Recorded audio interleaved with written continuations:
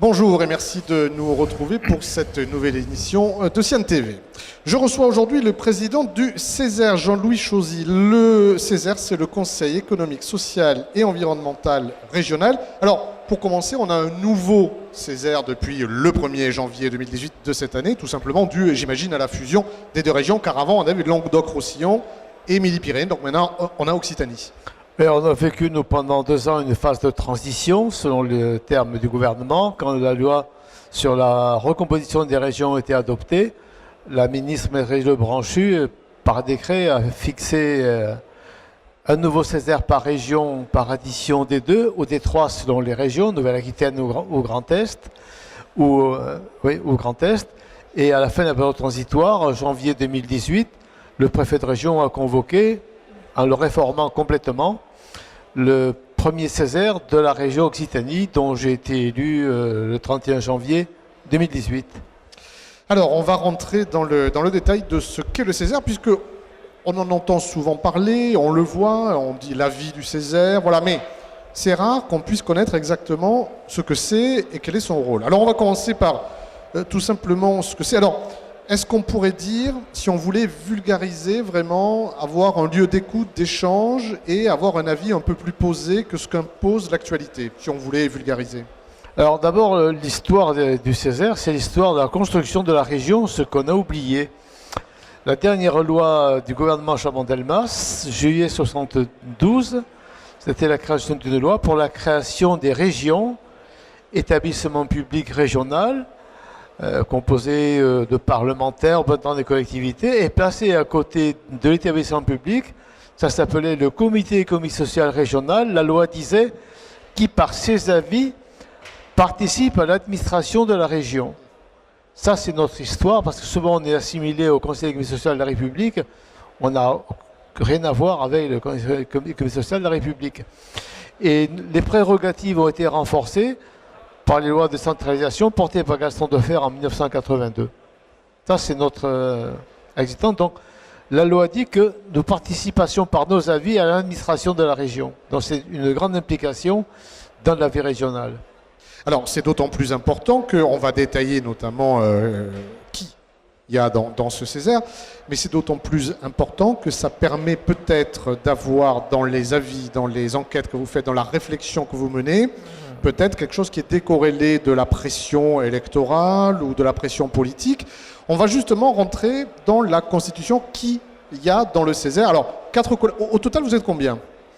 Alors, actuellement, nous sommes dans le nouveau Césaire 170. Précédemment, dans le Midi-Pyrénées, nous étions 114. Languedoc-Roussillon, 95. Et l'addition des deux a donné 213. La composition, elle était fixée hier par décret. Oui. C'était le Premier ministre qui fixait la composition de chaque Césaire de France et d'Outre-mer. Et Lionel Jospin a déconcentré la procédure au préfet de région en 1999. Mais ça reste très encadré. Nous sommes organisés en 4 collèges, 3 en nombre équivalent. Le premier collège, c'est celui des entreprises, des branches professionnelles, des chambres consulaires, syndicats agricoles, artisanat. 58 membres. Deuxième collège, c'est les 8 centrales syndicales, au plan national représentées en région, avec un nombre de représentants liés aux résultats des élections professionnelles.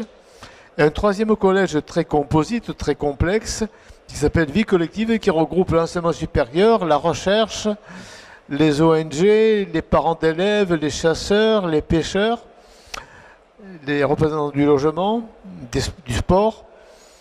Et un 4e collège de personnes qualifiées nommées par le préfet pour un mandat qui dure 6 ans. Oui. Ça, c'est la composition. La composition. Alors justement, c'est très important d'avoir ces composantes. Alors, si je schématise, c'est effectivement l'économie, le syndicat, l'associatif et des personnes particulières, effectivement, nommées par le préfet.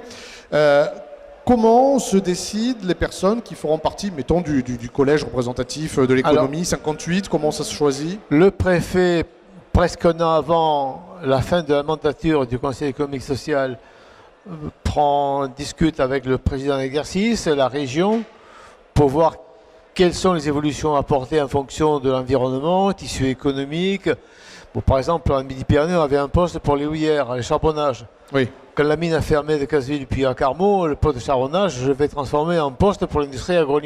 Oui. Voilà. dont les évolutions sont appréciées par le préfet après concertation.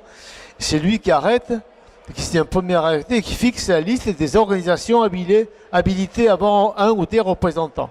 Oui. Un mois après, il écrit aux organisations pour qu'elles désignent et signe l'arrêté nominatif et il ajoute les 8 personnes qualifiées qu'il choisit. Ça, c'est à sa discrétion. Et c'est le préfet, l'État, qui convoque l'Assemblée, l'installe et quitte l'Assemblée quand le président du Conseil économique est élu et que le bureau est voté. Alors, c'est d'autant plus important d'avoir ces 4 collèges, surtout les 3 premiers à part égale, parce qu'on peut imaginer qu'il y a de la diversité, qu'on peut avoir de la diversité politique, de la diversité de pensée, de la diversité là-dedans. Et c'est important, et on va le voir pour la suite, notamment pour le rôle que vous avez. Les gens qui sont choisis là-dedans ne sont pas forcément d'accord entre eux, et vous allez me dire que si consensus il y a à la fin des réflexions, peut-être que c'est beaucoup plus musclé une fois qu'on est dedans. C'est important d'avoir cette mixité quelque part d'opinions, d'avis, de provenance. Nous avons la représentation sociétale de la société française aujourd'hui, avec ses hauts, ses bas, ses difficultés. La seule différence liée à la proximité, c'est que nous sommes une instance où les gens se parlent, s'écoutent, se respectent à 99%. Et l'alchimie de l'exercice, c'est ce qui explique un peu aussi ma longévité dans cette fonction, que j'en suis à mon 4e mandat, c'est d'arriver à dégager des points sur lesquels on peut passer des compromis, pas des consensus, mais des compromis pour des politiques publiques innovantes et nécessaires pour faire progresser la région et le pays. Alors le Césaire peut être saisi ou peut s'auto-saisir. On va voir dans quelles conditions l'un et l'autre. Donc, peut être saisi, c'est-à-dire un exemple.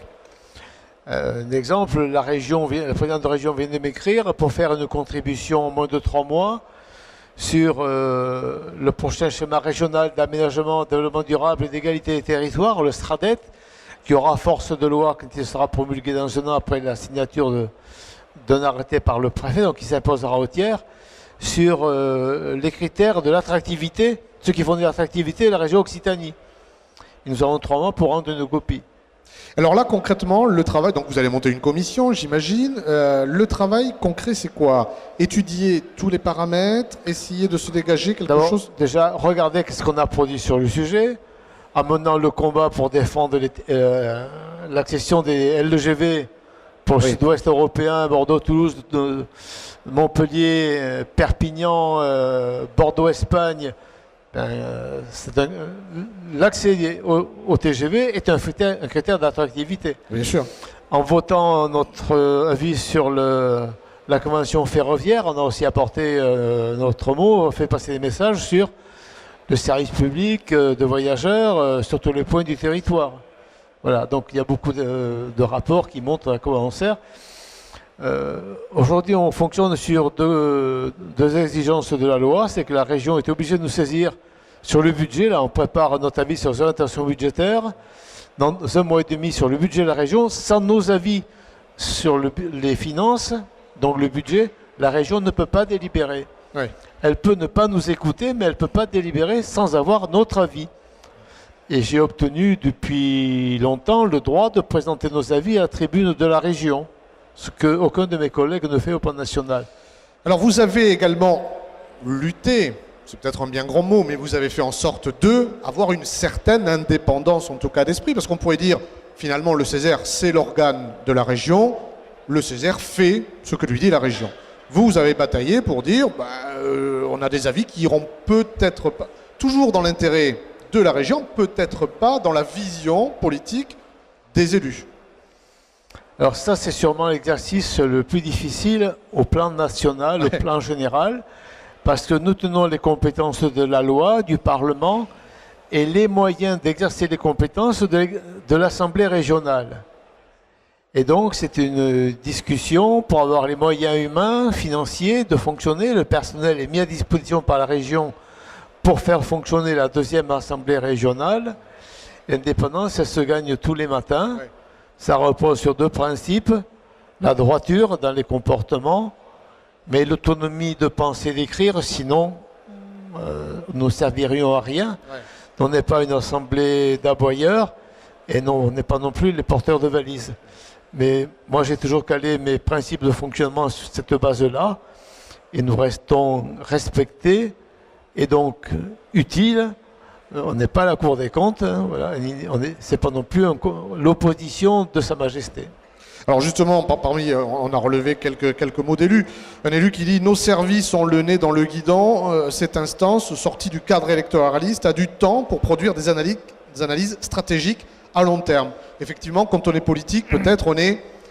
C'est une de très bonne définition de ce qu'on doit être. C'est pour ça que depuis 1995, à mon élection, j'ai mis en place, parce que la loi nous l'a permis, une section dédiée à la prospective territoriale, parce que l'État avait une bonne idée de mettre en place des missions prospectives auprès des préfets de région, mais changement de gouvernement, l'État après, les gouvernements suivants n'ont pas retenu cette idée-là. Et moi, j'ai récupéré au Conseil économique les meilleurs de l'époque, hein, les prospectivistes, géographes, directeurs de l'INRA, pour créer la section prospective du Césaire Midi-Pyrénées, Occitanie aujourd'hui.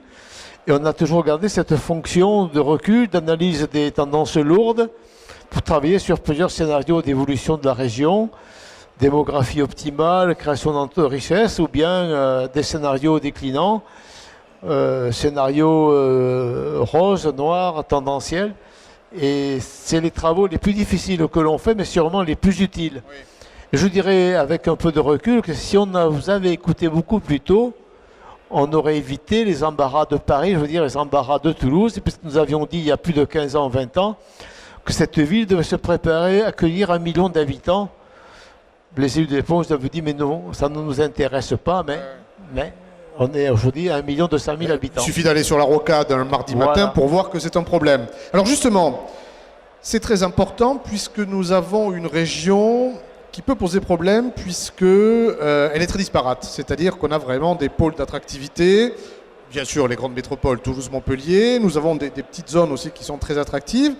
Après, on n'est pas loin du désert économique parfois et on n'est pas loin de la catastrophe aussi en termes d'emploi souvent, puisque vous le disiez, il y a des bassins d'emploi qui sont tendus, qui sont en très grande difficulté. Il y en a 15 en France de bassins d'emploi les plus touchés. 7, la moitié quasiment, sont chez nous en Occitanie. Alors c'est la conséquence de l'histoire, une mutation économique. Nous n'avions pas les mêmes potentiels. La région Midi-Pyrénées est une région industrielle, largement bénéficiaire des décisions de l'État. C'est l'État qui a pris les décisions de construire les 8 métropoles créées par l'État il y a 40 ans, Michel Debré. On est bénéficiaire, l'essor de ce qu'on appelait Sudaviation, la SNIAS, Aérospatiale, Airbus. C'était les grands plans industriels. Siège mondial Toulouse, le CNES et l'État il y a plus de 40 ans. Donc, premier employeur dans le spatial au niveau européen. On a le tiers de la recherche, le tiers des emplois, donc 13 000 emplois haut de gamme. Tout ça, c'est les grandes décisions de l'État. On a eu des bassins industriels qui ont connu des crises, mais il y a aussi des conversions réussies, pas toutes.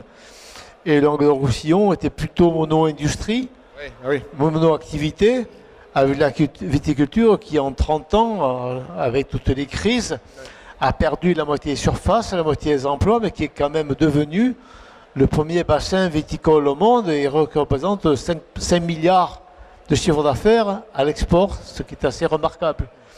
Mais le seul bassin industriel dans l'Est du Roussillon, c'est le département du Gard, avec aussi à l'Est qui a connu des catastrophes terribles, puisqu'ils ont perdu toute leur richesse industrielle. Oui. Même s'ils ont recréé 8000 emplois industriels en 15 ans. Donc au total, ça donne une région avec un très fort potentiel démographique, des pôles de compétitivité de rang mondial, des compétences mondiales aéronautiques, l'espace, système embarqué et la viticulture, mais des poches de chômage de masse terribles et des poches de pauvreté aussi, puisque nous sommes devenus, certes, la région de tous les superlatifs, mais vice-champion de France pour taux de chômage, de pauvreté. Ça crée des devoirs. Ça crée des devoirs. Alors, il y a un sujet qui est très sensible et dont le Césaire se saisit, c'est effectivement l'emploi. On a Ici, on est au Salon de l'Industrie, on a vu la Fédération des travaux publics. Il va y avoir beaucoup de demandes, il y en a, il va y en avoir de plus en plus. L'industrie se porte bien chez nous. Il y a beaucoup de postes non pourvus. Dans les travaux publics, ça sera pareil. Beaucoup de chômeurs. On a toujours ce problème d'adéquation entre demandeurs et offres. Ça, c'est quelque chose sur lequel vous vous penchez. C'est le sujet prégnant en ce moment, essentiel. Oui, parce que si on veut donner une perspective à nos concitoyens, un avenir pour tous, privilégier le vivre ensemble. Le vivre ensemble, quand des taux de chômage à 40% dans des quartiers de Toulouse, de Montpellier, de Nîmes ou d'Alès, ça reste un mot vide de sens. Oui. Le champ de cette région, il y en a deux, puisque la région a compétence orientation, être plus performant sur les formations proposées. Donc nous, on est aux côtés de la région pour la mobilisation pour l'apprentissage, l'alternance. On a des marges de progression considérables. En Allemagne, un jeune sur 4 est formé en alternance. Nous, on est 1 sur 9. Oui. Donc on a des marges de progression. Et c'est enfin défendre la création de richesses et la création d'emplois.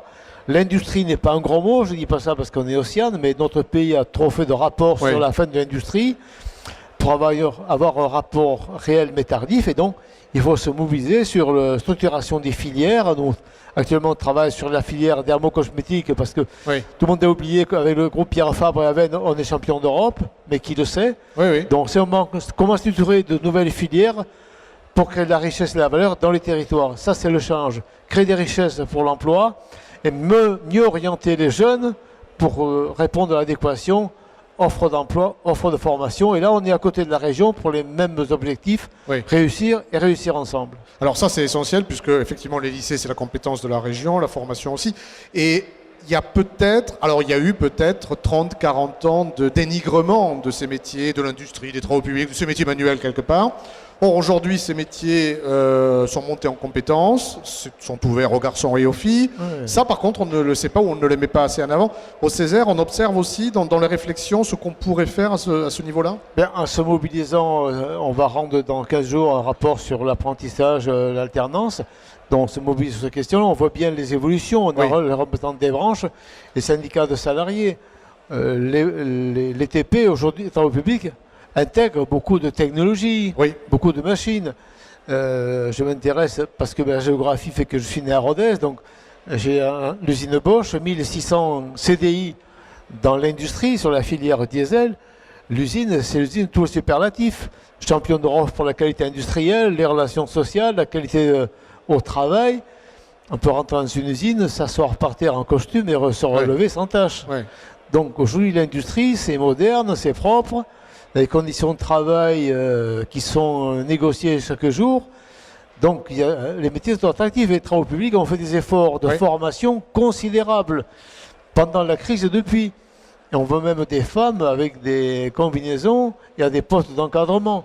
Donc ce sont des métiers ouverts, disponibles et avec de très gros challenges pour le changement de génération et parce que le retour de la commande du public et privé arrive.